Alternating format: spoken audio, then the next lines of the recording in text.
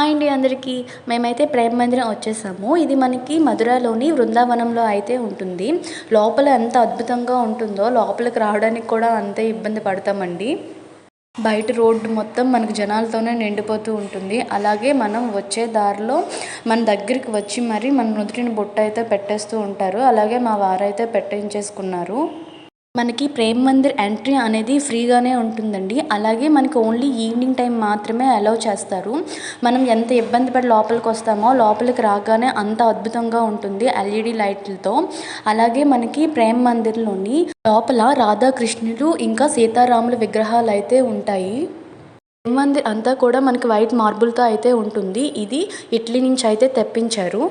ప్రేమ్ మందిర్ మనకి 2001లో స్టార్ట్ చేస్తే 2012లో అయితే కంప్లీట్ చేశారు.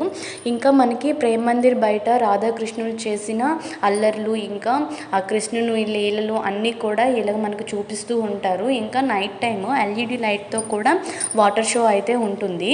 ఇంకా ఇలా గోవర్ధన్ గిరి కూడా ఉంటుంది. నైట్ టైం ఎల్ఈడి లైట్స్తో ప్రేమ్ మందిర్ అయితే ఇంకా అందంగా కనిపిస్తుంది కదండి. ప్రేమ్ మందిర్ని అయితే మనకి జగద్గురు కృపాలు మహారాజ్ గారు అయితే నిర్మించారు. Thanks for watching and do subscribe my channel. Thank you.